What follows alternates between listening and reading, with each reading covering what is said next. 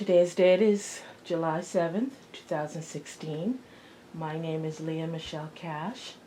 I am interviewing Tonya Burke for the Archiving History Project in the Inland Empire. Her name is spelled, Tonya, if you could spell your correct name for me. Tonyaburke. We are interviewing in the home of Wilma Amina Carter in the city of Rialto in the state of California.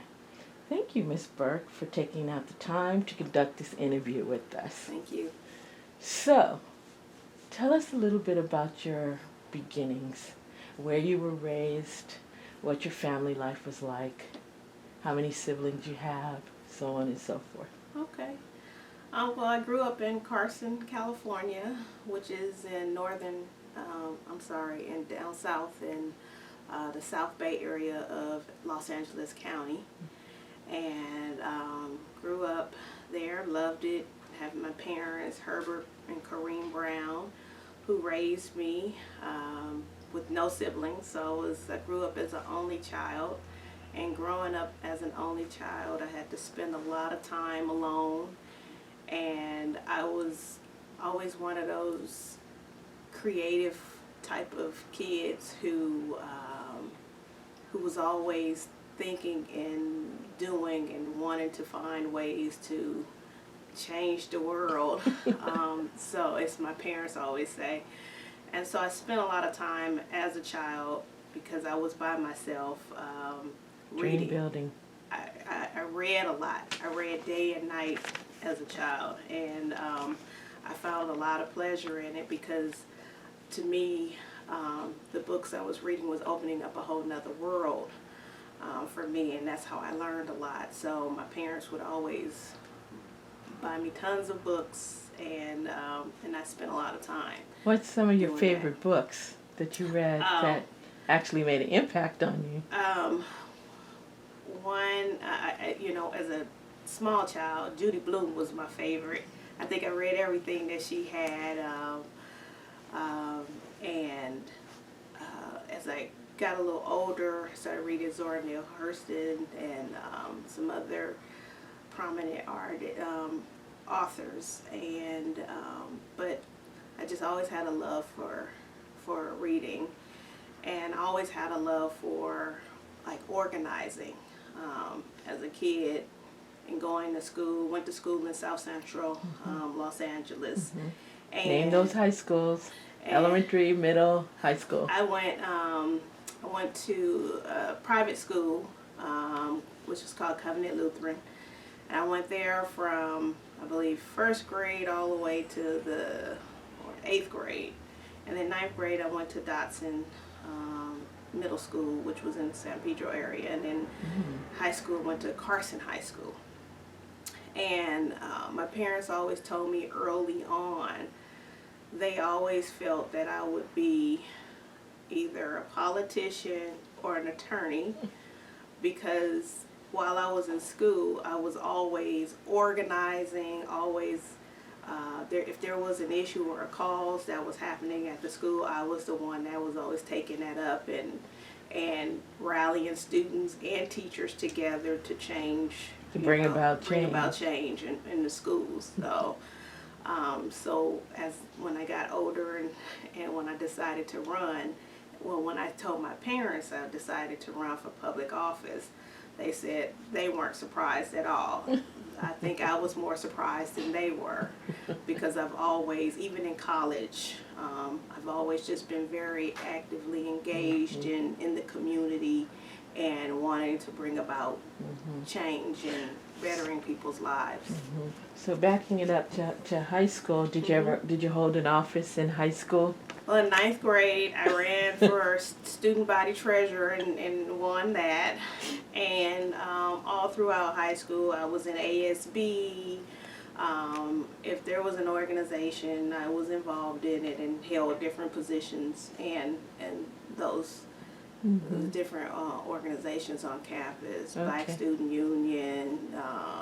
I was the captain of the pep squad, and all of that. All of those different things.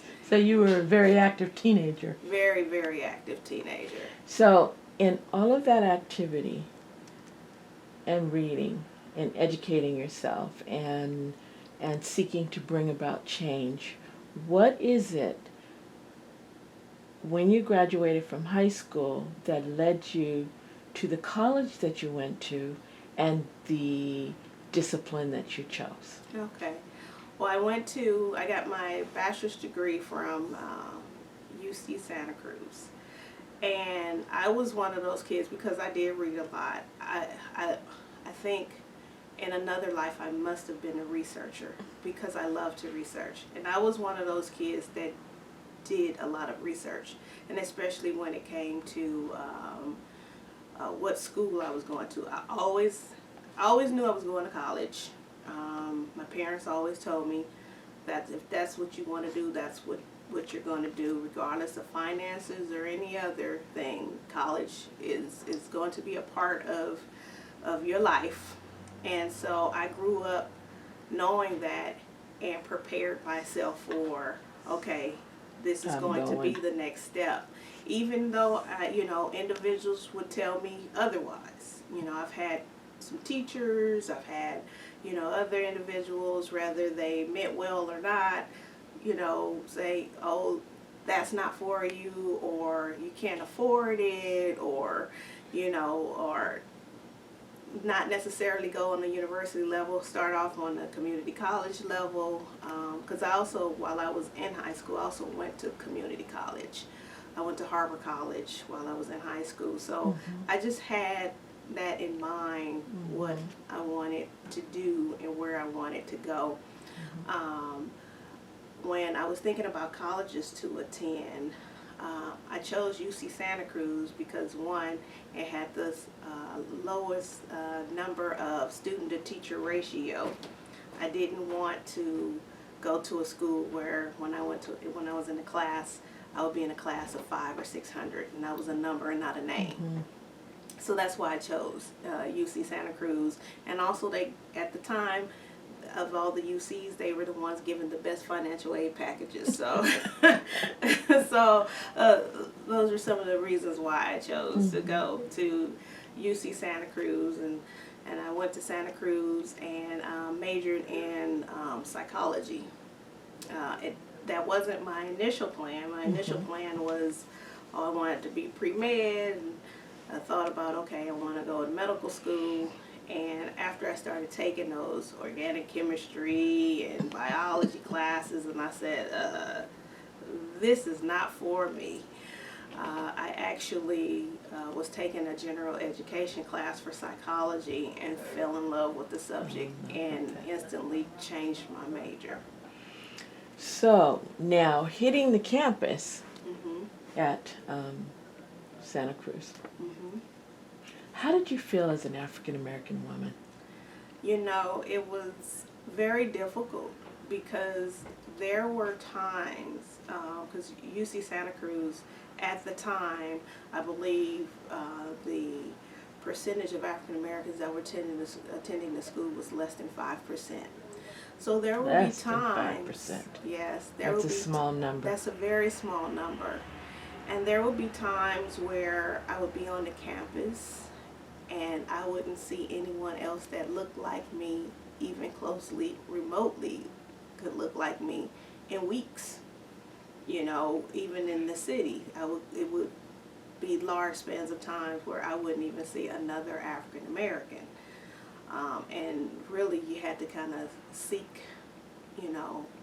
other individuals if you wanted to have that type of engagement and interaction. And sometimes in the classroom, most of the time in the classroom, I would be the only African American student in the classroom. And I remember having experiences where, because I was the only African American in the classroom, you become the African American expert, of the African American culture. And I remember being in a lecture, and the instructor, she was talking about different cultures, and somehow we got on the subject of ghettos, and the instructor turned to me and asked me to elaborate on the subject. And I said, um, I'm sorry, I wouldn't be able to because that's not familiar to me. But it was just the just the stereotype of if you're African American, or I would get asked questions like, do you know NWA, or what's it like knowing this rapper, or so just that stereotype of if you're African American, you're automatically associated with certain stereotypes or certain things, Yes. not understanding that there's a wide variety of African Americans that come from many different cultures and backgrounds. Yes, and it was very difficult my first year because first year living on campus, I lived in a part of campus where because the campus, UC Santa Cruz, is broken up into 8 different colleges. Now they have 10. At the time it was 8. And the college that you are associated with, that's really where your residence is. Mm-hmm. And so Kresge, which was the college in which I resided, I believe at the time there was about maybe 4 African Americans that actually resided in that particular college. And so my roommates were other than African American, and all of them were Caucasian. And I had one roommate in particular who came from a racist background. Her parents were very racist, very rich and affluent, and she and I initially had some problems because she didn't want to reside in the apartment that we stayed in. It was 7 of us in this one cog, as they called it. And she didn't want to stay in the apartment because I was black. And but after a year, we ended up becoming like the best of friends. So that always happens, doesn't it? If people stay the course. Yeah. If they just stay the course, then you will find out exactly what Maya Angelou says: we are more alike than we are different. Yeah, her having experiences with me, she was able to dispel the myths and the stereotypes of what she has always seen and heard. Coming from a small town where there weren't any African Americans where she came from, so she was able to and she ended up dating and marrying an African American man. Isn't that amazing? Yeah. So, but she ended up being one of my good friends towards the end of that school year. So. Okay, so that's pretty much the experience at UC Santa Cruz. And then you move on. During that time, is that when you get married, or is it later on after graduating from college? Well, actually, when I was in college, I became a single parent. Okay. I was in a relationship with my oldest 2 children's father. It wasn't the best of relationships. It actually was a really bad relationship, but it's something that I overcame. I ended up becoming a single parent of 2 children, and they are, I call them college babies, because I remember, because I was determined to finish school and graduate and get my degree. I had a lot of people telling me that I couldn't do it. A lot of folks told me otherwise. I remember I had just found out the day previously I went to go see my counselor because I was struggling in school, being a single parent. And rightly so. And Santa Cruz is one of those areas where it's very expensive, and child care was very expensive.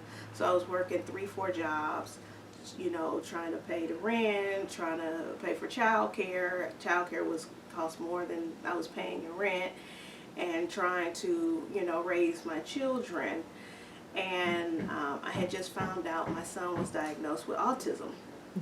And so I went to my counselor and really just needed someone to talk to and some guidance. And I'll never forget, I can remember the day like it was yesterday. It was a cold, Santa Cruz is always cold and foggy. And I remember going to her and I said, you know, I'm really struggling and it's affecting my schoolwork. Because oftentimes my kids, they went to class with me if I didn't have anyone else to watch them. Because I was determined. And I remember going to my counselor and saying, you know, I'm really struggling and I need some help. And is there anything that you can offer or what do you suggest? And she said, you know, I suggest you pack up your bags and go home. Go to your parents. Won't your parents take you back in? And I was like, yeah, they will. And she was like, well, you'll never make it. This isn't for you. This is something that, you know, you should just give up on. She was like, you could go, you can get public assistance and, you know, maybe go find your little part-time retail job, you know, where your family lives and let them help take care of you and your children. And I was crying. And when she finished her counseling session with me, initially I was sad. Then a part of me got a little mad. And I said, okay. And I said, I thanked her, you know, and I said, maybe there's something to it. So she gave me a withdrawal form. And she said, you know, if, you know, you decide you want to do it, which I strongly urge you to,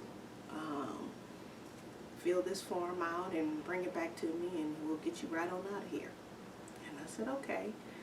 So I was devastated because here's someone that I trusted and looked to for that counseling and guidance that you're supposed to, you know, give to individuals. I wasn't getting that from her. So I went home, packed up as much as I can get in my little Ford Escort at the time and my babies, and I hit the road. And I remember I stopped and got gas before we hit the road, and I ran into someone who I felt was a mentor. Her name is Paula Powell. She was the Dean of African American Students. At the time, she ran the African American Resource Center. She was a great support for me and my children and lots of other students there. And I saw her at the gas station and she just came up to me. I hadn't said anything. I had dried up the tears because I didn't want her to know what I was going through. I didn't even mention the news that I got about my son. I just kind of dealt with that and suffered in silence about dealing with all of that. And I remember she told me, you know, I just wanted to let you know that you're great and God feels that you're great and you're going to be doing great things. And I'm a better person having met you and known you. And she just gave me all these wonderful accolades, and I was just like, what's that about? You know, it's not like I'm getting an award or anything. And I, you know, thanked her and hugged her and got in my car and hit the road, got on that 5, heading towards LA, and the whole time I'm crying, and my son, he's looking at me. My daughter, she was too small to really understand what's going on, but he was about a little over 2, and he's looking at me, and he's like, you know, like, what's wrong with you? And so I'm driving and crying and something just came over me where I said, I can't allow these people to be the ones to determine my fate. I remember my mother telling me that I can do anything that I put my mind to, that I can be anybody that I want to be and achieve anything that I want to achieve. I just remembered my parents, and I remember Paula Powell saying the things that she said to me. There's greatness in you. So I got off the freeway, turned back around, and came back to school. And unpacked the things that I packed in the car. And the following week I went to see my counselor, and I had the form. And I handed the form to her, and she said, it's blank. And I said, yes, and it's going to remain blank. And I'm not going anywhere, and I'm going to stay here. And if I have to fight tooth and nail to get my degree, that's what I'm going to do. And that's what I did. Fuck tooth and nail. Yeah, and that's exactly what I did. And With God's mercy. most definitely couldn't have done it without God. And so that's just the kind of spirit that I've always had, is that don't give up, and the same spirit when it comes to other people. My dad is like, you're always a fighter, you're always going, you're always doing. Well, you have certainly demonstrated that. You know, you've been up against racism. You're up against being a single parent. You have a young one that had autism, and there was a lack of self-esteem. Yes. All of that as an African American woman, and then you turn it around to find that power, that strength, that's something inside of you that's attached to greatness. Yes. That propelled you forward to make the decision to dig your heels in and stay. So you graduate, you move forward. Yeah, graduate, come back to Carson, and have my first, job after graduating and working in a juvenile facility with young men who had, basically were incarcerated. And I just absolutely loved that job and that position and working with them. And because I looked at these young men and wanted them to be able to achieve, even though they made mistakes in life, I wanted to make sure that they had all the resources and the things that they need to continue to move forward and not let that one thing blemish them. And then there again is the foundation, the theme, never give up. Yes. Get back up. Yes. Yes. So then, now you go into a master's program. Yes. I enrolled in the master's program at Pepperdine in the clinical psychology with an emphasis on marriage and family therapy. And that was like the greatest experience because it was the total opposite of what I dealt with as an undergraduate at UC Santa Cruz. UC Santa Cruz was a great struggle, but I really enjoyed every bit of every moment. It was food to your soul. Yes, yes, yes it was, yes it was. And I learned a lot about myself and going through that process. What did you learn about yourself? I learned that I was a lot stronger than I thought I was. And I had a lot more together than I thought I did, especially in working with a lot of individuals. And I realized that I would always see myself in a helping profession. That I would always, yes, I would always be in a position to where I'm serving. And I knew that because, when you graduate from college and you have those student loans staring at you, oftentimes people say, okay, I got to find something that's going to give me the most bang for my buck so, I can live comfortably. But I always knew that the field that I wanted to go in wasn't going to make me rich, and I wasn't looking to be rich financially. But if I could sleep at night knowing that I help serve someone else and to uplift other people so they can kind of pay it forward, that meant more to me than anything else. A high salary. Yes. So now, because we're going that college route, so then you get your master's. Yes. And How is it that you migrated out here to the Inland Empire and wind up in the city of Paris? Actually, it was my husband Jason and my children. Okay, so now where in the process is Jason?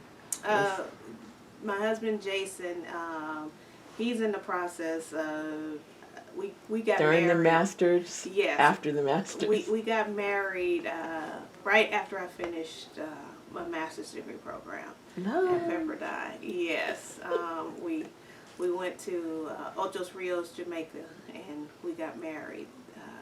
Had the best time. But he's just a wonderful person.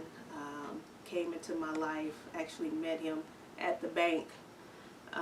He was working at the bank, and he used to always, I would go in, he would always write these little notes on my receipts and slip them to me, and I was like, looky here, dude, don't mess with my money. I'm here for one thing and one thing only, and that's to make a deposit or a withdrawal. I don't know all these little notes you keep putting on my receipt, you know. But one day he finally just asked me out. He said, you know, you're always looking so, you know, like you're just ready to Focused. And I said, because you talk about my money. but yeah, he asked me out. I said yes, and the rest is history. Is history. Yeah, and he's been a wonderful father to my two children from my previous relationship and our daughter that we share together, Jalen. So he's a wonderful man. So it's through him you winded up out in the Inland Empire in Paris? Yes, because he grew up in South Central and in Watts. He grew up in Watts, lived in the projects, you know, grew up, went to Jordan High, and moved to Carson later on. But he always wanted to be out of L.A. County. He wanted to get away from the hustle and bustle of the city, and he wanted to live out farther. To a slower pace of living. Yeah, and So he took the drive to Paris. We would go. We would come out and take a look, and at that time, they were, you know, housing was starting to build up in cities like Paris and, you know, different areas in Riverside and San Bernardino County.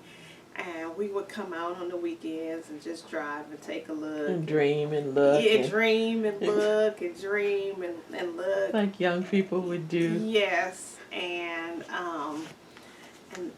initially he was like, let's do it. He was gung-ho, and that's when the housing boomed. And I said, no. I was like, we're not ready. But really it was me not ready to make that transition. Because it's day and night. Yes. And, you know, with all your support and your resources, you know, my parents were in Carson, his family was out that way, so everything that you know, and then I was like, okay, our kids are not that big, they're still small, you know, what if I have to work late, you have to do this, you know, I'm working in LA, well, that means I have to go back and forth, you know, so those were the things that I was kind of worried about and hesitant about making that step. And so we would come out and we would look at different areas in the Inland Empire, and I fell more in love with the Riverside County area, and so I started doing research on the different areas, and Paris kept popping up, and we would go and we looked at Paris. We looked at Marietta. We looked at all the different areas, Riverside. And he wasn't so big on Paris. And I kept looking at Paris, and he said, why do you keep looking at that place? And so I would talk to other people, and I would say, you know, I might be interested in moving to Paris, you know, looking at houses in Paris. And I remember people saying, don't do that. Have you heard about that place?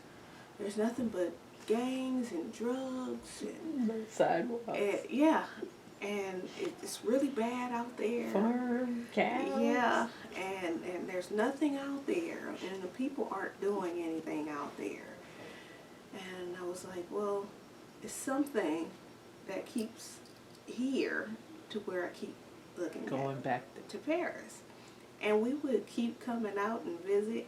And then my husband got to the point where he was like, I'm tired of dreaming. And I don't want to go out and look at houses any longer because we're not making that step. And I told him, let's wait. Let's wait. Because that's when everybody was buying houses. And I'm glad we wait because we came in when the bubble burst and, we came back on the downstroke. So I'm so glad we did wait because that was the best move we could have because, we could have been like a lot of the other folks who's moved out there and in got hot stuck water. in hot water. Yeah. Underwater. Upside down. Or Yeah. And so I looked at all the demographics of Paris before we moved. I knew it had high unemployment. I knew the poverty rate was high. I knew that they had a lot of crime issues. I knew all those things. But I still had this desire to be in Paris. We had family members who said, you're making the biggest mistake of your life because you're moving to a cesspool. That was the exact word that a friend of mine said. She was like, move to Riverside, move to even Moreno Valley, move to anywhere, but don't move to Paris because Paris is a cesspool. But I just kept, I said, you know what? There's a reason why we need to be there.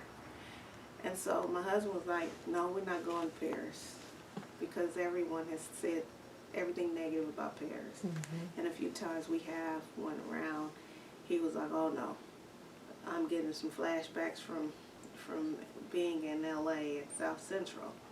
So we looked and it was Menifee. And we actually put a bid on that house and that fell through. It was a foreclosure, bank owned. Mm-hmm. So that fell through. And we went to, what other city? San Jacinto. That fell through. Marietta. That fell through. So he was to the point, you know what? Forget it. We'll just stay here in Carson.